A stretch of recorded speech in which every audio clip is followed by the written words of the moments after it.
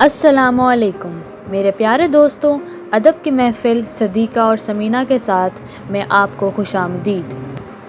ادب کی محفل ادب برائے زندگی پر یقین رکھتا ہے۔ ہم زندگی کی کہانیوں کو اپنا عنوان بناتے ہیں۔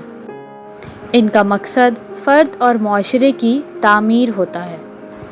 آج کی اس اسپیشل ویڈیو سے پہلے آپ سب سے گزارش کرتی ہوں کہ ہمارے اس چینل کو سبسکرائب کریں اور بیل آئیکن کو بھی ضرور کلک کریں۔ سبھی موسم ہے دسترس میں تیرے کہ زیر عنوان حریم ادب نے ایک خوبصورت سی شام سجائی۔ 14 مئی 2022 بروز ہفتہ یوں تو گرمی کے لحاظ سے شدید دن تھا، بلکہ میں تو یہی کہوں گی کہ اتنا شدید گرم دن تھا جس کی شام کو دوپہر سے جدا سمجھنا مشکل تھا۔ سبھی موسم ہے دسترس میں تیرے کا عنوان میرے لیے بہت خوش کن تھا۔ یہ نہ صرف آج کے مذاکرے کا موضوع سخن تھا، بلکہ حریم ادب کے اغراض و مقاصد کا بھی مکمل طور پر عکاس تھا۔ بہت خوبصورت، معروف و مقبول، کہنہ مشق، اپنے کام سے انتہائی شغف اور خلوص رکھنے والی خواتین قلمکاروں نے بہت خوبصورت انداز میں موضوع سخن کا احاطہ کیا۔ کہانی کیا ہے؟ اس کی اہمیت، اس کی افادیت، فرد و معاشرے کی زندگی میں قلمکار کے لیے کن کن چیزوں کو مد نظر رکھنا ضروری ہے۔ قلمکار کی بحیثیت انسان اور مسلمان ہونے کے قلم کے تقدس کو سمجھتے ہوئے اپنے فرض کو عبادت کا درجہ دینا از حد ضروری ہے۔ مذاکرے کے شرکاء نے انتہائی سادہ، جامع اور مدلل انداز میں مختلف نکات پر روشنی ڈالی۔ ایکسپو سینٹر لاہور کے لپفال ہال میں یہ تقریب منعقد ہوئی۔ صدر محفل عالیہ شمیم نے افتتاحی کلمات کہے۔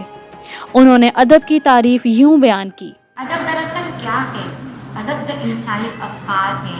ادب تو خیالات اور احساسات کے اظہار کا بہترین۔ صدر حریم ادب عالیہ شمیم اور deputy director media cell Samina Qamar نے بطور خاص اس ادبی محفل میں شرکت کی۔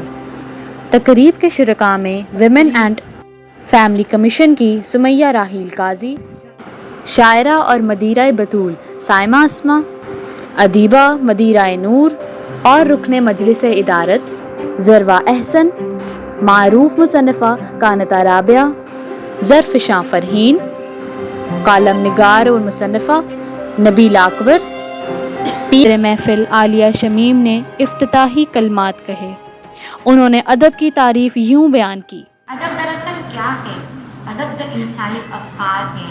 ادب تو خیالات اور احساسات کے اظہار کا بہترین۔ صدر حریم ادب عالیہ شمیم اور deputy director media cell Samina Qamar نے بطور خاص اس ادبی محفل میں شرکت کی۔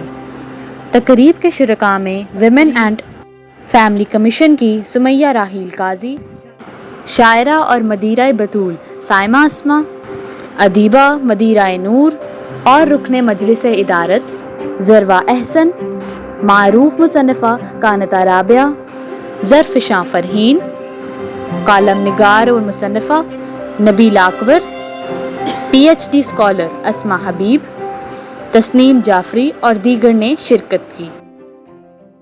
کہانی ایک تخلیقی عمل۔ شرکائے گفتگو نے اپنے خیالات کا اظہار کیا۔ مذاکرے کے بعد کچھ کتابوں کی رونمائی کی گئی، جن میں زرفشاں فرحین کی گوہر مقصود، غزالہ عزیز جو ایمن کے کلمی نام سے لکھتی ہیں کی پھولوں کی ٹوکری، کانتہ رابعہ کی دریا پہ دستک، ذروہ احسن کی 50% آف اور منیبہ مختار کی ہم پرست شامل ہیں۔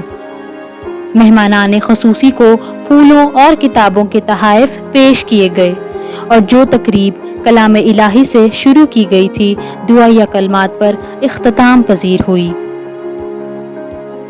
ناظرین کرام، خواتین کا گھر اور معاشرے دونوں میں فعال کردار فرد و معاشرے کی زندگی میں نہایت اہمیت کا حامل ہے۔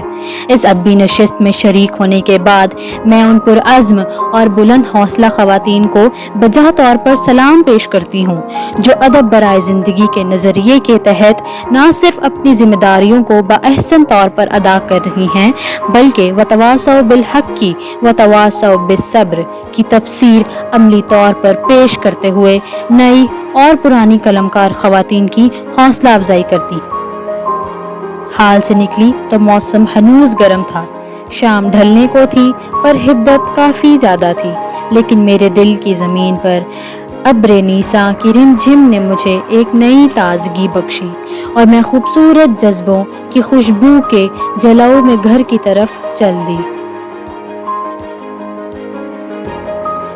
آواز گل فاطمہ شہزاد، تحریر صدیقہ امبرین، ادب کی محفل سمینہ اور صدیقہ کے ساتھ۔